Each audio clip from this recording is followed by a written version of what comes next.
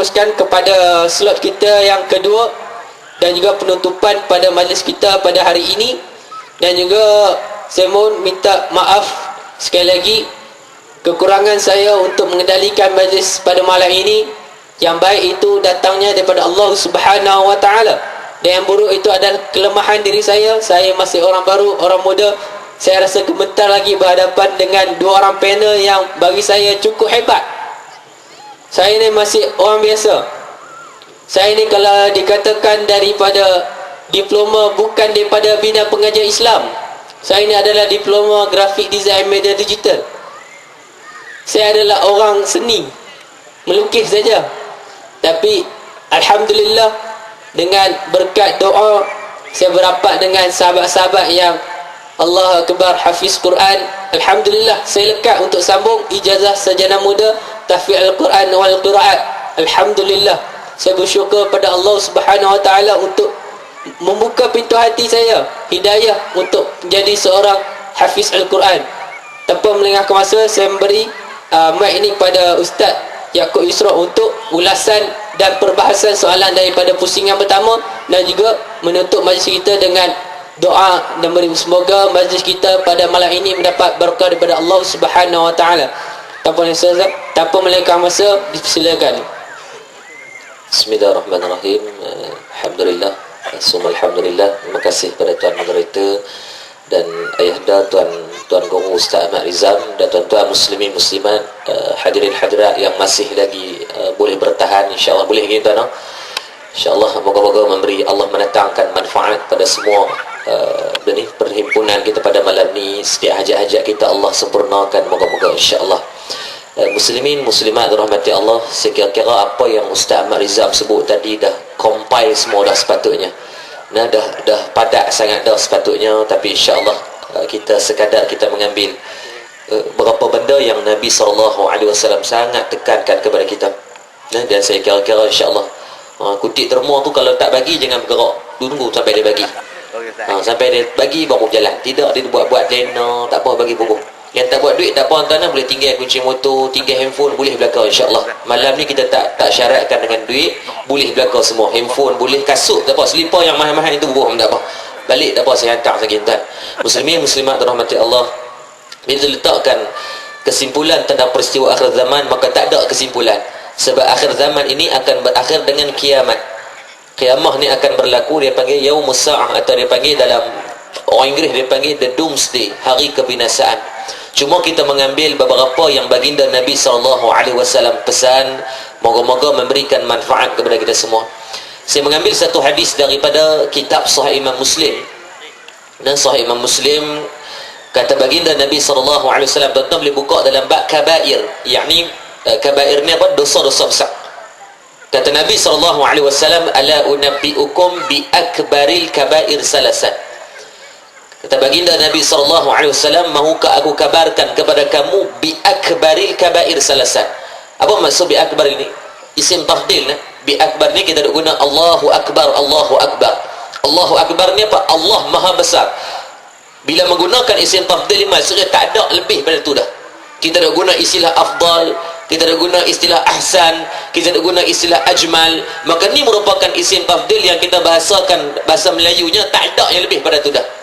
Maka kita beriktikad Allahu Akbar, Allah Maha Besar, tak ada dah benda lain yang lebih daripada itu dah, melainkan hanya Allah Subhanahu wa taala. Besar mana? Wallahu a'lam bissawab. Maka Nabi SAW sebut bi akbaril kabair, dalam dosa-dosa besar ni ada yang paling besar. Nah, maksudnya kita duk dengar dosa dedah aurat, dosa besar, tinggal semayang, dosa besar, makan benda haram, dosa besar, mengumpat, dosa besar, khibah, dosa besar, buhtan, dosa besar. Tapi dalam kesemua ni ada yang paling utama, tiga Nabi kata, salatan. Bukan bererti nak memperlekeh ataupun mengkecil-kecilkan yang lain, tidak, kena ambil berat. Tetapi yang ni yang paling ambil berat. Yang pertama kata Nabi, al-isyraq billah. Tuan-tuan muslimin muslimat rahmati Allah, yang main malin termasuk saya yang bercakap bila apa yang Ustaz Marizal sebut tadi dalam bab amal soleh, yang saya kira Allah Rabbi, yang kita sendiri boleh bercakap pandai tuan-tuan, buat kadang-kadang tak pun. Memang benar lah, kadang-kadang bangun malam kita sekadar kencing saja, betul lena balik, Allah Rabbi, agak-agak apakah perhitungan ataupun perkataan yang terbaik yang kita nak lafazkan nanti di hadapan Allah Subhanahu wa taala. Dan benar apabila Allah Subhanahu wa taala sebut walau tara idzil mujrimuna nakisu ru'usihim, kepala kita nanti tunduk depan Allah. Betul dah apa kata tadi? Sebab dengan perbuatan kita, dengan apa yang kita lakukan di atas muka bumi, membuatkan Allah sendiri pun kita fikir kita rasa malu dah. Tetapi janganlah kita mati terlibat dengan tiga benda ni. Nabi duk pesan banyak kali singgahkan dalam al-isyraq billah, yakni yang pertama kata baginda Nabi SAW, dosa mensyirikkan Allah Subhanahu wa taala. Kalau kita buka khutbah baginda Nabi SAW yang terakhir di padang Arafah, 10 pesanan Nabi pesan, tuan-tuan. Yang pertama Nabi pesan, dan jangan syirik kepada Allah. Betapa Nabi nak meletakkan bahawa beratnya benda ni, sehingga Nabi ulang-ulang dalam hadis Nabi begitu banyak. Dan Allah Subhanahu wa taala mengulang-ulang di dalam Al-Quran lebih daripada 20 ke tempat lebih cerita bab syirik kepada Allah saja. Dan disebut, saya pendekkan, dosa syirik ni kalau mati dalam keadaan mensyirikkan Allah, maka tidak akan diampun dosa selama-lamanya. Allahu Rabbi. Dan termasuk perbuatan syirik ni adalah sengaja meninggalkan solat. Tuan-tuan boleh buka dalam kitab Nutul Musalli Khawlutam Ahkamim wal Ma'mum, panduan solat berjemaah. Dalam kitab ni ada banyak hadis-hadis yang dihimpunkan sengaja tinggal semayang ni apa dia punya bencana yang akan kena pada kita. Dan di antaranya, salah satunya adalah syirik kita kepada Allah. Kita sengaja mendedahkan aurat, biar anak isteri dedah aurat, maka tu di antara perbuatan kita, seolah-olah kita meletakkan ada Tuhan yang lain selain daripada Allah Subhanahu wa taala. Bukankah itu satu perbuatan yang syirik? Yakni kita menyembah seolah-olah ada sembahan yang lain selain daripada Allah. Na'udzubillah min zalik. Moga Allah pelihara kita. Yang kedua kata Nabi, wa uququl walidain, yakni dosa derhaka kepada kedua ibu dan ayah kita. Tuan-tuan muslimin muslimat dirahmati Allah, dalam hadis kitab 14 hadis akhir zaman, saya kira saya dah baca dalam beberapa bulan yang lepas di Masjid Nur Saadah ni, hadis daripada Sayyidatina Aisyah radhiyallahu anha, riwayat Imam Tabarani dalam kitab Al-Awsat. Dalam tu ada satu hadis yang Nabi sebut tentang dua benda yang sangat besar untuk kita utamakan. Banyak Nabi sebut tu, saya ambil dua benda. Di antaranya kata Nabi, la takhumu sa'ah hatta yakuna, tidak akan berlaku kiamat sehingga mana berlakunya, di antaranya al-waladu khaidan wal mataru khaidan. Dua benda ni apa ni? Antaranya yang pertama tadi al-waladu khaidan wal mataru khaidan. Saya ambil yang kedua dulu, yakni berlakunya cuaca yang tak menentu. Wal mataru khaidan ni hujan yang berkurang dan cuaca yang terlalu panas. Tuan-tuan, bukankah Allah mendatangkan hari ini kita dengan keadaan cuaca yang sangat panas? Tuan-tuan, tadi saya dengar dalam radio pagi tadi, saya nak pergi kuliah subuh, buka dalam radio, dengar berita. Dia kata apa? Sekarang ni penggunaan elektrik di Malaysia adalah kadar yang paling tinggi dalam sejarah. Sebab apa? Cuaca yang terlalu panas. Di rumah saya sendiri aircon buka tak berhenti sebab panas sangat. Tadi tengah hari, ya Allah, kalau boleh nak telanjang untuk panas ni. Buka berasa panas juga, tak tahu nak kata apa, mandi kerap, ya Allah Rabbi. Sebab apa? Panas. Nabi dah sebut 1400 tahun lepas. Tuan-tuan, tu kata kalam yang keluar dari mulut Nabi tidak ada satu pun perkataan yang tipu, tak ada dusta langsung. Maka tak pelik Nabi dikenali oleh musuh sekalipun dengan gelaran Al-Amin. Sebab percakapan Nabi tak ada seorang bohong orang. Kita tuan-tuan, orang kenal dengan duk hidup ni, orang panggil kaki kencing dah penat tuan ni. Kencing manis tak tuan, ada ubat tuan, tapi kencing orang ni tak ada ubat tuan. Tuan-tuan, Nabi sebut wa uququl walidain. Yang kedua ni apa? Dosa menderhakai kedua ibu dan ayah kita. Dan di hadis yang saya baca tadi, al-waladu khairan, kata Nabi, di antaranya akhir zaman sebelum datangnya kiamat akan berlakunya anak menjadi punca kemarahan kepada mak ayah, atau bahasa kita panggil derhaka kepada mak ayah. Tuan-tuan, satu statistik yang agak mengejutkan. Nah, hari ini trend anak-anak derhaka kepada mak ayah sangat banyak. Sehingga kan tuan-tuan, kalau tuan-tuan perasan tahun lepas dibahaskan, majlis fatwa membahaskan satu isu, apakah hukum anak-anak hantar mak ayah ke hospital. Hukum dia dengan sengaja saja mak ayah tak sakit, tapi saja bawa cempur mak ayah ni buh dalam kereta, hantar ke hospital, lepas tu tinggal. Tuan-tuan, lah berlaku. Kita duk tepuk dia kata biar betul jadi benda. Tuan-tuan, jangan percaya dekat saya. Tuan-tuan pergi di hospital duk ada kok ni banyak. Tuan-tuan pergi tanya di hospital kulit. Tuan-tuan, saya bulan pertama di hospital kulit. Tuan-tuan, bila tanya dia kata, ya ustaz, di sini pun berlaku. Saya ingat di hospital Sungai Pelani. Tak, bukan sana saja, hampir ke semua seluruh Malaysia hari ni berlaku benda macam ni. Anak-anak tuan-tuan punya mangkak, punya mangkuk ayun ni tuan-tuan, dia saja tuan-tuan tak mau jaga mak ayah, menjadikan asbab derhaka dia kepada mak ayah, hantar pergi hospital. Sebab apa hantar hospital? Sebab package lengkap, tak kena bayar satu pasal.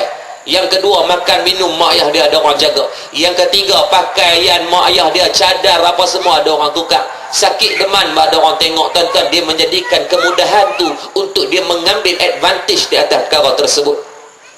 Maka kita boleh tahu dah apa perbahasan majlis fatwa, hukum dia berdosa besar dan haram, tuan-tuan. Allahu Rabbi. Sebab tu tuan-tuan, kita tengok dengan keadaan hari ni tenang sangat dah. Dan saya kira-kira kita tak tahu nak buat benda apa, melainkan kita cuba bina persiapan untuk kita, tuan-tuan. Tadi Ustaz Ahmad Rizam sebut anak-anak yang ada di keliling kita hari ni main dengan kita, belum tentu depan nanti bagi manfaat. Nabi sebut dalam hadis di antara 3 benda yang tak terputus, di antaranya sedekah jariyah, yang tuan-tuan bubuh dalam sarung tadi tu, yang tuan-tuan usahakan tadi tu. Duk rasa berat tangan, duk ambil tengok, ya Allah. Tapi kadang-kadang tuan-tuan kita bubuh tu walaupun rasa berat hati, yakinlah bahawa nanti dia lah yang akan membantu kita, tuan-tuan. Asbab nanti dia mai datang jadi dalil kita, insya-Allah. Tuan-tuan, baru ni saya pergi satu tempat dan satu surau yang jumpa seorang, saya buat status dalam baru ni, seorang hamba Allah yang dia ni sindrom Down. Maksudnya dia ni orang yang istimewa, anak-anak syurga. Kita nampak dia dulu nampak macam hina, tapi itulah ahli syurga, tuan-tuan. Ahlul jannah yang dia melalui depan kita, kita nampak tak apa nak sioman, nampak tak apa nak clear, tapi dia ahlul jannah, confirm dah syurga kat dia. Kita tak tentu lagi, tuan-tuan. Tuan-tuan, dia ni seorang hamba Allah yang sinurang, tapi alhamdulillah 5 waktu solat tak pernah miss di surau, tuan-tuan. Tuan-tuan pernah tanya tak kita 5 waktu solat berada di mana? Termasuk saya bercakap ni, tuan-tuan. Dia tak pernah miss, walaupun otak tak apa nak clear, walaupun tak cerdik, tapi tuan-tuan 5 waktu solat dia tahu bila waktu subuh, dia tahu bila waktu zuhur, dia tahu bila waktu asar, untuk dia menempatkan diri di surau masjid, tuan-tuan. Dan dia berkata, ustaz, setiap kali dia hadir, benda pertama sebelum dia menjejakkan kaki dalam surau, dia akan sedekah. Pernah sehari, tuan-tuan, dia sedekah duit RM100. Jawatan kuasa surau bila ambil duit RM100, tanya tak nak siapa bagi, dia berkata tu nama dia Naim. Dia berkata, Naim kau buat pergi tanya tadi. Dia kata ya. Dia balik pergi jumpa mak dia. Dia berkata, makcik ni betul ke dia sedekah sampai 100 ni? Takut ni. Makcik dan mak dia kata, apa ustaz, dia ni tak tahu pun nilaian duit, dan dia akan bagi ikut yang mana ada. Tuan-tuan tengok, Allah lebih baik kadang-kadang tak tahu nilai daripada kita duk tahu nilai. Kita ambil tengok RM10, kita tak balik lelah ambil duit biru kita buang, tuan. Allah bagi tarbiyah dan tazkirah kepada kita daripada orang-orang macam ni yang kadang, tuan, Allah Rabbi, sangat beradab dan berakhlak dia walaupun keadaan dia macam tu. Sebab tu sedekah jariyah kata Nabi yang pertama. Yang kedua, ilmu yang bermanfaat. Tuan tengok tadi Ustaz Ahmad Rizal memberikan satu amalan aurat kepada kita yang di antaranya mai daripada ayah Ustaz Ahmad Rizal yang dah berapa tahun dah meninggalkan kita, Masya Allah, tetapi masih lagi ilmu yang dia manfaatkan sampai ke hari ini, Masya Allah. Maka kita cuba hitung pejam mata saat, tuan, agak-agak apalah ilmu yang telah bermanfaat yang kita tinggalkan kepada orang. Kalau tidak, tuan, yang ketiga kata Nabi, awal dan salihan dia doa lahu, doa daripada anak-anak yang saleh. Tuan-tuan, sebelum kita go through kepada doa anak saleh, tuan, hari ni kita yang main ni, tuan, semua yang duduk dalam kemah hari ni yang bersusah payah sampai ke 11 malam, tuan, kita semua berhajat kepada doa anak soleh. Saya pun nak doa anak-anak saya nak doa nanti mereka doa kat saya juga, tuan. Tapi persoalan yang timbul hari ni, bila kali terakhir kita doa kat mak ayah kita, tuan-tuan? Bila lah tuan-tuan sebut nama mak ayah, tuan-tuan sebut dalam doa, tuan-tuan, 2 orang tu je mak ayah kita, seorang ayah, seorang mak daripada kandungan, tuan-tuan. Tapi bila kali terakhir kita sebut nama, ya Allah, nama ayah aku Yusuf bin Ahmad, nama mak aku Zainul binti Awang, ya Allah, bila kali terakhir ni, tuan-tuan, kita sebut nama mereka? Apa salahnya, tuan-tuan? Lepas ni termasuk saya bercakap, setiap hari jangan kita sisihkan nama daripada dalam doa kita. Kalau bukan kita dalam cara doa secara umum ataupun berjemaah, kita doa sendiri, tuan-tuan. Cari waktu-waktu afdal, di antaranya lepas azan, waktu afdal untuk kita berdoa. Kalau kita tentang puasa sunat, waktu selepas dan sebelum buka puasa tu, angkat tangan 5-10 saat untuk kita doakan kepada mereka. Kalau masih hidup, minta Allah bagi kesihatan yang baik. Kalau dah meninggal dunia, moga Allah permudahkan urusan mereka. Tuan-tuan ingat, kita buat apa hari ni, yang tu kita dapat balik. Kita doa kat mak ayah kita, anak-anak kita akan berdoa kepada kita. Tapi kalau kita yang duduk main mengaji ni, kalau tuan-tuan ni orang yang mengaji ni pukul 11.30 boleh duduk stay apa semua, maksudnya orang yang mujahadah dan himmahnya sangat tinggi. Kita doa-doa bahawa inilah al-ibadatu fil harji ka hijratin ilayya. Nabi sebut dalam hadis 40 kitab 40 hadis akhir zaman kita. Kata Nabi, bermujahadah di saat beribadah, bermasuk beribadah di saat bersusah payah kita ni, penuh maksiat berlaku ni, macam-macam ada, tiba-tiba kita boleh mengasingkan khariban kita pada bab duduk dalam tempat majlis ilmu. Moga-moga sahhalallahu lahu tariqan ila jannah. Moga Allah menjadikan inilah di antara jalan menuju ke syurga Allah. Kita orang duduk main mengaji, kita duduk rasa okey ni tuan-tuan, tengok-tengok banyak yang kita terlupa doa kat mak ayah. Apa yang tuan-tuan expect kat anak-anak tuan-tuan? Kalaulah kita sendiri duduk belakang jalan menuntut ilmu pun lupa doa kepada mereka. Jadi saya ajak dari saya juga dan tuan-tuan muslimin muslimat yang hadir, lepas pada ni sampai mati tuan, doa kita kat depa jangan putih. Doa saya yakin tuan-tuan ada doa Allahumma ighfir lana dzunubana sampai habis tuan, saya yakin tuan-tuan buat. Tapi itu doa secara umum. Lah ni sebut pula nama depa. Sebut nama tuan, dan insya-Allah anak kita Allah akan trigger untuk dia ingat nama kita pula nanti. Nah insya-Allah nah. Banyak tuan hari ni daripada wa uququl walidain ni, anak-anak derhaka ni, Allah Rabbi. Moga Allah pelihara kita semua. Sebab apa? Sebab apa kalau kita buka bagaimana Nabi mengiktiraf Uwais Al-Qarni. Tentang Uwais Al-Qarni kalau kita buka dalam riwayat, tak ada pun cerita dia ni kok ada dalam medan perang. Tak pernah dia ada dalam medan perang. Uwais Al-Qarni tak pernah sedekah duit ringgit yang banyak. Dia tak pernah buat satu ibadah yang mungkin seperti mana Abdullah ibnu Amr bin As, yakni puasa setiap hari. Dia tak ada salat malam sampai membekakkan kaki. Dia bukan saya kata buat tu salah tuan-tuan, tu mungkin tak sampai jalan mujahadah kita. Tapi ni mungkin jalan shortcut yang kita boleh buat seperti Uwais Al-Qarni buat. Apa yang dia buat tuan-tuan? Disebut dalam hadis yang Nabi baca di hadapan para sahabat. Dan Nabi sebut di hadapan Sayyidina Umar, Sayyidina Abu Bakar. Siapa yang jumpa? Sayyidina Umar Al-Khattab radhiyallahu anhu. Nabi kata seorang hamba Allah yang doanya tidak akan Allah tolak, namanya Uwais Al-Qarni tuan-tuan. Apa yang dia buat? Satu benda, dia buat baik dengan mak dia. Mak yang dah tua dia usung bawa daripada Yaman menuju ke Mekah. Maka asbab dengan kebaikan tu tuan-tuan, Nabi ma'atiraf Uwais Al-Qarni. Maka hari ni tuan-tuan kita duk kira-kira balik, mujahadah kita ni terlalu sikit. Macam kata dirilah solat kita tara mana, baca Quran kita tara mana, sedekah kita tara mana. Maka saya kira-kira mungkin yang ni kita boleh ambil kesempatan, yakni buat baik dengan mak ayah. Tuan-tuan pengalaman boleh start 5-10 minit lagi. Pengalaman pernah 2012 saya ingat, saya pergi di satu program rumah orang tua-tua di Senawang, Selangor. Dia buat program rakaman untuk gimmick macam hari raya RTM. Dia buat hari raya, jadi kita buat waktu bulan puasa, tapi buat macam raya, pakai baju raya, bakar lemang apa semua, sebab nak meraihkan makcik-makcik yang berada di sana. Tuan-tuan, bila saya sampai, satu benda yang mengejutkan kita. Bila sampai dalam rumah tu ada 40 orang penghuni, semua 39 orang adalah orang Islam. Kita seorang je bukan Islam. Tapi yang agak menduka citakan kita, owner rumah tu adalah orang bukan Islam. Moga-moga Allah kurniakan taufik dan dayah kepada dia tuan. Seorang doktor pakar yang dia beli rumah tu dengan duit dia sendiri, 3 juta banglo tu dia beli. Dan dia menempatkan orang, Allah Rabbi, dia jaga orang tua-tua ni bukan senang tuan. Orang tua ni banyak khainah, kita bagi makan, bagi pakai apa pun, dia akan ada khainah dia. Dalam keadaan macam tu, bila kita duduk, waktu kita pergi siang saya sebelum buka puasa, cakap asal saya tak nak pergi lah, sebab kita dalam keadaan saya tak ada mak. Bila tengok macam tu, tengok Allah Rabbi, mak saya meninggal tu zaman saya kecil, tengok keadaan makcik-makcik ni, bila kita bercakap tu dia pun duk menangis dah. Jadi saya dah berhenti. Dan saya cakap dia pun tak apalah, saya bagi amalan kat dia pun, amalan yang sikit-sikit tu. Allah SWT. Jadi sebelum waktu nak buka puasa ni, saya tengok doktor yang bukan Islam tu, dia duk tengok makcik-makcik ni. Dia duduk tengok saja tuan, bila nak azan dia, saya tengok satu benda dia tak makan pun. Dia duduk sekali, dia buka puasa sekali. Dia kata, "Ustaz, bila makcik ni puasa, ibu-ibu ni puasa," dia panggil ibu-ibu. Bila ibu-ibu saya puasa, saya pun puasa, dia kata. Allah Rabbi tuan. Jadi sebelum buka puasa, saya tengok bila ada azan tuan, dia tak makan. Apa yang dia buat? Dia pergi diselap mulut makcik-makcik ni tuan, dia suap nasi. Tuan-tuan tengok akhlak Nabi pula ada pada dia. Yang bukan saya nak suruh tuan-tuan beli tuan-tuan pergi suap nasi kat mak ayah, tapi tuan-tuan pernah dah kita tanya tentang kita ni tuan, apa yang dah kita buat kat dia? Kebaikan apa yang dia buat? Allah sebut dalam Quran, "Al-yauma nakhtimu ala afwahihim wa tukallimuna aydihim." Di hadapan Allah, dan kita dengar dalam surah Yasin, di hadapan Allah mulut kita akan dikunci, wa tukallimuna aydihim, tangan nak cakap depan Allah.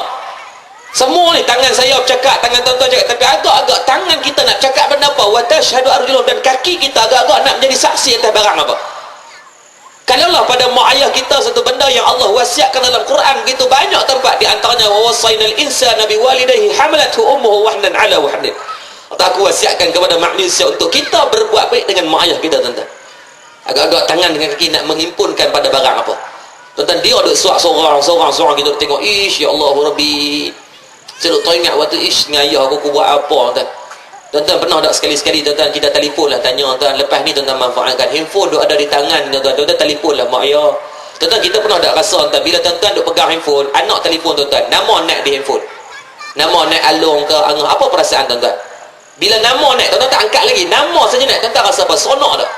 Dia rasa seronok tuan, walaupun bila kita angkat-angkat, anak kata abah duit tak ada, walaupun nak telur leceh abah tu lah. Tuan-tuan, tapi bila dia telefon kita tuan-tuan, kita duk tengok nama pun seronok tu mai dah. Kita balik-balik kerja, dia main sambut kita di hadapan pintu rumah, tu pun rasa seronok dah.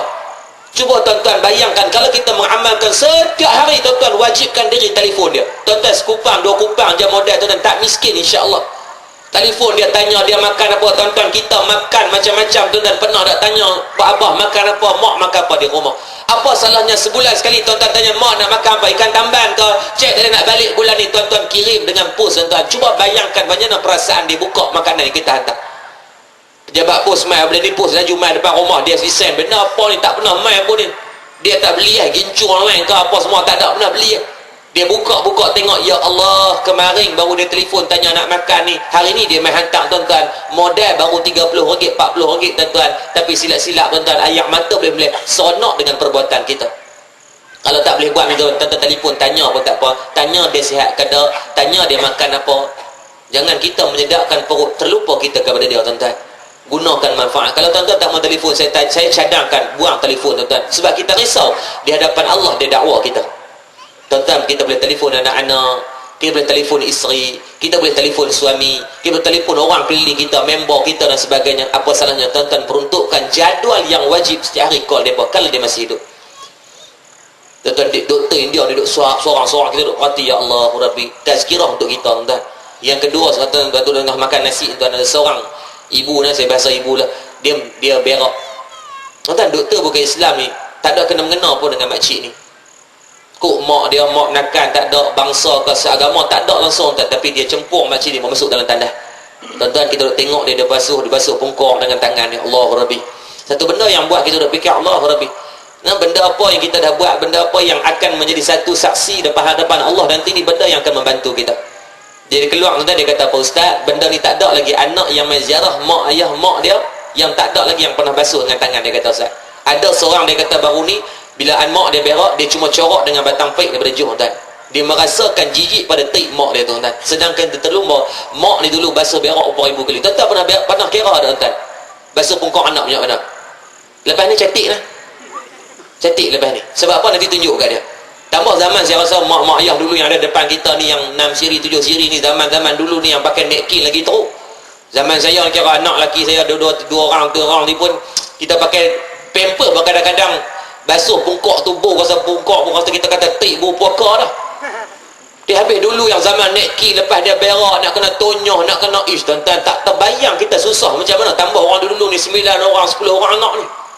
Pernah tak tuan-tuan kira berapa puluh rabi tuan nak keluar macam ni, berapa puluh kali dah kita basuh pungkok anak tuan, Allah Rabbi, tak terkira. Tapi mai ke anak nak buat sekali pun rasa jijik tuan. Ni hakikat berlaku. Dia kata tak ada lagi ni Ustaz, dah berapa tahun dah pusat ni dibuka, tak ada lagi anak-anak yang bila tengok mak dia berak untuk dia basuh, tak ada, bagi dia jijik. Sehingga kan dia sediakan sarung tangan ni, kalau kita pergi hospital dia bagi ikut jari tuan, tak mau tuan, dia berasa kotor. Na'udzubillah, moga Allah jaga kita dari benda-benda macam tu. Saya tak suruh tuan basuh pungkok, tapi nak abad kata ni hakikat yang sedang berlaku. Banyaknya wa'ubuqul walidain tuan. Tuan, sebelum saya balik, dia terus salam dengan makcik-makcik ni, sampai di satu katil yang tak ada orang. Satu katil tu tak ada orang, kosong. Jadi bila saya tanya dia, doktor mana, sebab nama makcik tu ada, saya ingat nama dia Azizah. Mana tanya mana makcik ni, dia kata Ustaz, dia tarik tangan isteri saya dan saya duduk sekali dengan dia. Dia kata Ustaz, makcik ni baru meninggal dunia, baru beberapa hari lepas, dan nama dan kalender pun tak buang lagi.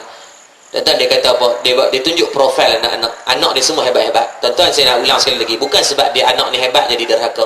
Ada anak yang hebat boleh buat benda baik pada mak ayah, ada anak yang kaya-kaya boleh buat benda baik pada mak ayah, Alhamdulillah. Dan ada je orang miskin. Dan tahun lepas kalau tuan-tuan tengok dalam jejak kasih RTM, sebelum buka puasa biasanya akan ada dia cari mak ayah yang anak-anak buang ni tuan-tuan. Di Pendang tuan-tuan, kes 5 orang anak buang mak ayah dia. Mak dah lumpuh umur 80, ayah umur 90. Mak ayah ni menangis minta anak balik tengok mereka. Tuan-tuan, ni satu kederhakaan yang sedang berlaku tuan. Anak bila saya tanya di hospital, di masjid Pendang tu, masjid daerah Pendang tu, Masjid Sultanah Aminah, bila saya mengajak di sana, saya tanya dengan orang kampung, dia berkata, ya Ustaz, kami kenal 5 orang anak dia, tak kaya tak mana Ustaz, semua keadaan sederhana, dan ada yang miskin pada kita lagi Ustaz, dia kata. Tapi tuan-tuan pergi buang mak ayah. Di dunia Allah bagi kehinaan, di akhirat tunggu orang macam ni tuan. Cuma pada kes yang makcik yang saya cerita tadi ni, anak dia semua hebat-hebat. Ada seorang doktor, seorang datuk.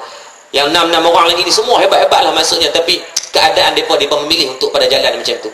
Kata Allah bagi berjaya, jadikan keberjayaan di dunia dan akhirat. Moga-moga. Dia 6 orang ni kita tengok, Allah sedih tuan.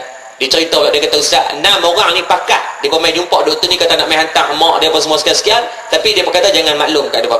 Jangan maklum kat mak, kata dia pakat. Dia kata dekat mak apa? Dia kata, mak jom kita pergi berjalan. Mak ni pun ambil baju apa semua, packing buah dalam kereta tuan-tuan. Sampai depan rumah orang tua-tua ni, dia pun tinggal belah pintu tuan-tuan. Setahun tak tanya khabar. Tuan-tuan, seorang ibu mana yang tak ingat kat anak-anak? Jahat macam mana pun kita, anak kita nakal tak mana pun tuan-tuan, mesti kita akan teringat kat dia. Masa akan mengubati. Dia duk tanya setiap hari, doktor ni stres, duk tanya setiap hari, lah dia tak mesej. Call tak mengangkat, tuan-tuan. Call kita boleh reject. Orang call kita tak mengangkat, kita buat tak tahu, tak apa. Tapi mesej boleh reject, tak boleh reject. Kita akan masuk juga. Setiap hari doktor ni hantar, entah dah berminggu-minggu dia balas. Dia berkata, boleh kami nak tengok mak, tapi dengan syarat kami tak mau jaga dia. Allah Rabbi, tuan-tuan tengok. Kami nak pergi tengok dan bawa dia buka puasa saja. Tapi kami akan hantar balik dan kami tak mau bertanggungjawab untuk jaga. Sebab apa? Kami sibuk, dia berkata. Dia pun maklum, dia berkata kat doktor, kami bukan tak mau jaga, tapi semua kami kerja-kerja ni semua sibuk, tak ada nak jaga dia. Dia pula berak merata, kencing merata, makan banyak songeh. Dia pun macam-macam alasan. Doktor ni kata, tak apalah, cukuplah sekadar kamu main tengok dia pun jadi dah. Tuan-tuan, dia pun bagi satu tarikh hari lahir makcik tadi, ibu yang meninggal tadi. Allahumma salli sama tuan.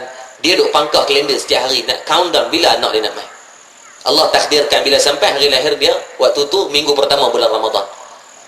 Nah, hari pertama, bila hari lahir dia tuan, anak jadi nak main petang. Tuan-tuan, daripada waktu subuh, lepas pada subuh dia dah siap dengan pakaian untuk dikeluar dengan anak dia. Doktor kata, awak siap awal sangat. Dia kata apa tuan? Perkataan yang buat kita ingat sampai lah. Dia kata, doktor, saya takut nanti anak saya datang, mereka akan susah sebab tunggu saya. Allah Rabbi, tuan-tuan. Masih memikirkan soal susah anak berbanding susah pada dia.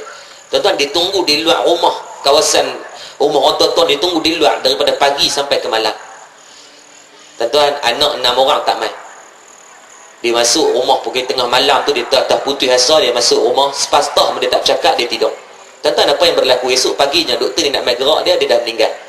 Tuan-tuan, satu perkataan poin penting saya nak abang di sini apa tuan? Kalaulah makcik yang mati tadi ni dalam keadaan tidak redha kepada anak, kalau dia meninggal tu dalam keadaan tengah bebai ke anak, tengah marah ke anak, ataupun datang walaupun detik yang kecil dia tak suka ke anak, tuan-tuan, 6 orang anak ni hang hebat tak mana pun, pangkat besar tak mana dunia pun, tuan-tuan, tak ada tempat lain melainkan hanya neraka Allah. Ini Nabi sebut dalam hadis, redha Allah terletak pada redha mak ayah. Sebab tu tuan-tuan ingat, dosa yang kedua ni sangat berhati. Sebab tu kita ambil langkah berhati-hati. Setiap hari tuan-tuan telefon mereka, minta maaf tak tuan-tuan, salam dia, cium tangan dia. Tuan-tuan cek balik ni, tuan-tuan muhasabah balik. Apa tu? Mungkin zaman dulu tu, tuan guru kita sebut dah tadi ni, zaman kita kecil, kita mungkin waktu kita nak menikah 20 tahun lepas, mungkin ada perkataan kita pernah tinggi suara kat dia ke, minta maaf balik tuan. Takut benda-benda tu akan dihitung balik di hadapan Allah. Dan yang terakhir kata Nabi, wa syahadatu zur aw khalu zur, yakni dosa-dosa, Allahumma salli samad, syahadatul zuni, saksi palsu, dan juga khaulul dzur, perkataan-perkataan yang palsu. Nah, saksi palsu dan juga sumpah palsu. Semoga Allah memberikan perlindungan kepada kita semua. Penutup, saya ijazahkan kepada tuan-tuan satu doa yang saya dapat daripada guru Syekh saya di Yaman, waktu dia hadir di Malaysia, kebetulan khidmat dengan dia. Nah, hadis ini tuan-tuan boleh buka dalam kitab Al-Azan, Sahih Imam Bukhari. Dalam kitab tersebut, dalam bab doa qabla salam. Mana minta izin Ustaz nah? Sekadar bagi. Tuan-tuan nak tulis, tuan-tuan rakam pun tak apa doa ni, baca bila sebelum bagi salam.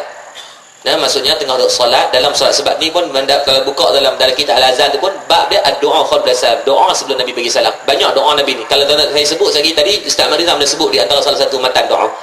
Cuma yang saya dapat ni doa yang lebih kurang sama, maksud yang sama, jangan risau tuan. Ikutlah tuan-tuan nak beramal yang mana, tafaddal mashkura. Nah, jadi hadis daripada Sayyidatina Aisyah radhiyallahu anha, zaujin Nabi sallallahu alaihi wasallam, isteri kepada baginda Nabi sallallahu alaihi wasallam. Karena yang doa Nabi buat doa ni dalam solat Nabi. Yang pertama, tuan-tuan nak rakam, buka sisa rakam, yang nak tulis tak apa. Tuan-tuan, sekali lagi saya makan maklum nak, doa ni dan juga amalan yang tuan guru kita bagi, saya akan bawa pada bulan depan. Saya akan tulis insya-Allah. Tuan-tuan minta tolong peringat, minta ustaz kita jangan kuasa minta tolong peringat. Bulan depan saya akan tulis dalam kertas, saya akan bagi dalam masjid lah insya-Allah. Jadi doa ni, Allahumma inni a'udzubika min azabil qabr. Yang pertama Nabi doa. Ya Allah, aku mohon perlindungan daripada azab kubur, yakni alam barzakh kita. Yang kedua kata Nabi, Allah wa a'udzubika min fitnatil masiihid dajjal, dan aku mohon perlindungan daripada fitnah Masih ad-Dajjal, fitnah yang paling besar. Yang ketiga, wa a'udzubika min fitnatil mahya wa fitnatil mamat, dan aku mohon perlindungan daripada fitnah kehidupan dan fitnah kematian. Dan yang terakhir, Allahumma inni a'udzubika minal ma'thami wal maghram. Ya Allah, ya Tuhan kami mohon perlindungan, aku mohon perlindungan. Allahumma inni na'udzubika, kami mohon, a'udzubika, aku mohon perlindungan daripada ma'sami, perbuatan dosa, perbuatan maksiat, perbuatan yang berlaku keliling kita ni atau kita buat sendiri, perbuatan dosa ni, wal maghram, dan hutang yang tertonggak. Jadi tuan-tuan, saya akan jazah tuan-tuan, ajar setukum, jazahkan kepada tuan-tuan semua, moga sama-sama dapat kita beramal insya-Allah. Sebelum bagi salam tu, innaka hamidul majid, habis tahiyat akhir baca doa ni. Saya akan bawa main bulan depan, saya akan tulis. Saya yakin tuan-tuan tak ada nak salin dengan kesempatan masa ni yang agak mencemburui kita. Jadi moga-moga memberikan manfaat pertemuan kita pada malam ni. Sebab tu saya kata, bila nak bincang bab peristiwa akhir zaman, dia benda yang tak akan habis, melainkan kita yang akan habis. Dia benda yang panjang yang Nabi sebut banyak. Sebab tu apabila datang sahabat tanya Nabi tentang hari kiamat, Nabi tak jawab. Bukan Nabi tak boleh jawab, Nabi tak jawab. Muka Nabi jadi merah. Nabi SAW macam nak marah. Nabi tanya balik dia apa? Apakah persiapan kamu untuk bertemu dengan hari kiamat? Nabi tanya tu. Jadi kita pun sama lah tuan. Kita duk bincang hari kiamat ni, apa persediaan dan apa kita punya persiapan. Persediaan satu, dan persiapan kita dari segi amal soleh. Moga-moga ada yang kita usahakan dan kita memperbaiki yang salah-salah insya-Allah. Jadi sekadar itu dulu daripada saya. Mohon maaf atas kejahilan, dan bagi saya agak kekok lah untuk berduduk sepentas dengan guru saya, nakhib besar saya sendiri yang banyak membimbing lah sepangkat anak. Sebab saya di Mesir kawan dengan anak Ustaz Ahmad Rizal. Jadi bila duduk sepentas ni macam tak balance lah bahasa panggil. Cuma tu saya minta izin daripada awal, kalau ada salah mohon tunjuk ajaran. Tama-tama ustaz pula bagi saya 2 slot, dia pula 1 slot. Tak sepatutnya. Tapi tuan guru, tok guru suruh kenalah keberkatan ilmu, kan ada pada benda-benda yang macam ni. Jadi kita doakan moga-moga Allah memberikan kesihatan yang baik, umur yang panjang kepada tuan guru Ustaz Ahmad Rizam, dan kepada moderator kita. Nikah lagi belum? Ya Allah Rabbi, tuan malu-malu tengok boleh elok dah tu. Tapi tuan-tuan segok tuan ni. Tapi saya segok sikit lah tuan, boleh insya-Allah. Nak cari mana tuan ni insya-Allah boleh lah tanya-tanya insya-Allah. Yang janda-janda umur 50, 70 tu insya-Allah mai tanya sekali. Semoga Allah bagi kesihatan yang baik untuk guru kita saya agak benda yang kita tak boleh nak capai akal macam mana untuk guru kita boleh buat pendidikan percuma tuan-tuan. Tuan-tuan, saya cadangkan tuan-tuan pergi ziarah di ma'had tuan guru kita di Kuala Kubu Baru, menempatkan 2 ma'had dan 1 rumah orang ni orang yang Allah bagi orang istimewa. Tuan guru kita jaga. Percuma, pendidikan percuma tuan. Allahu Rabbi. Macam mana kalau kita nak 5 orang anak Allah berpening nak jaga ni 300-400 orang duk jaga dengan pendidikan percuma, makan percuma untuk guru kita yang diuruskan. Moga Allah bagi kekuatan yang baik dan kesihatan yang baik kepada guru kita, dan untuk teruskan menyampaikan dakwah kepada orang ramai. Dan kepada tuan-tuan semua saya doakan juga moga Allah bagi kesihatan yang baik dan terus taat kepada Allah Subhanahu wa taala insya-Allah. Di sekadar dulu yang baik semua daripada Allah Subhanahu wa taala. Atas kelemahan daripada kedaifan ilmu bercakap, mohon maaf kalau mungkin ada kekasaran bahasa, tertinggi suara, terkata pada benda pihak, itu kelemahan yang dilakukan atas daripada kedaifan ilmu nasiri. Aqulu qawli hadza wa astaghfirullahal azim li lakum wa li sairil muslimin wal muslimat wal mu'minin wal mu'minat fastaghfiruh. Assalamualaikum warahmatullahi taala wabarakatuh. A'udzu billahi samil alim. Bismillahirrahmanirrahim. Alhamdulillahi rabbil alamin wa bihi nasta'in wassalatu wassalamu ala asyrafil anbiya wal mursalin wa ala alihi wa ashabihi ajma'in. Ya Allah, ya Tuhan kami, ampunkan dosa-dosa kami ya Allah, dosa kedua ibu dan ayah kami ya Allah, dosa guru-guru kami ya Allah, dosa isteri dan anak-anak kami ya Allah, dosa pemimpin-pemimpin kami ya Allah, dosa jiran tetangga kami sama ada yang kami sedari atau kami tidak sedari ya Allah. Ya Latif, lembutkan hati kami ya Allah. Hati kami keras dengan dosa dan maksiat yang telah kami lakukan ya Allah. Ya Allah, tidak terhitung banyaknya beban dan dosa hasil perbuatan tangan-tangan kami telah kami lakukan ya Allah. Ya Allah, kami bimbang dan khawatir kami dimatikan dalam keadaan tidak sempat kami bertaubat kepadamu ya Allah. Ya Allah, pada malam ini kami berhimpun dan menedah tangan kepadamu ya Allah, mengharapkan kau mengampunkan dosa-dosa yang telah kami lakukan ya Allah, dosa-dosa yang sedang kami lakukan ya Allah, dosa-dosa akan datang yang akan kami lakukan ya Allah. Ya Allah, kau matikanlah kami dalam keadaan husnul khatimah, dan janganlah kau matikan kami dalam keadaan su'ul khatimah ya Allah ya arhamar rahimin. Anda ada dalam kalangan kami yang masih mempunyai kedua ibu dan ayah kami, maka izinkanlah kami berbuat baik dan berbakti kepada mereka ya Allah. Perelokkan akhlak kami di hadapan mereka ya Allah. Lunak dan rendahkan suara kami satu kami bercakap dengan mereka ya Allah. Ya Allah, kau jadikanlah diri kami sebagai manfaat kepada mereka ya Allah. Kau jadikanlah kami sebagai anak-anak yang menjadi manfaat kepada dunia dan akhirat mereka ya Allah. Ya Allah, anda ada perkataan dan perbuatan kami yang telah merosakkan hati mereka, yang telah membuatkan mereka cik hati kerana kami ya Allah, maka izinkan kami mohon kemaafan kepada mereka ya Allah. Ya Allah, kalau mak ayah kami telah meninggal dunia, maka permudahkan urusan dunia dan akhirat bagi mereka ya Allah. Lapangkan kubur mereka ya Allah, permudahkanlah mereka ya Allah. Bangunkan mereka dalam kalangan orang-orang saleh dan saleh bersama dengan Nabi sallallahu alaihi wasallam yang layak menerima syafaat baginda Nabi ya Allah. Ya Allah, anda ada dalam kalangan kami yang hadir pada malam ini yang sakit, maka sembuhkanlah penyakit-penyakit kami ya Allah. Anda ada dalam kalangan kami yang jahil, maka berilah kefahaman ilmu kepada kami ya Allah. Anda ada dalam kalangan kami yang masih lagi ada anak-anak isteri dan masyarakat yang mendedahkan aurat, maka kurniakan taufik dan hidayah kepada kami, keluarga serta masyarakat kami ya Allah.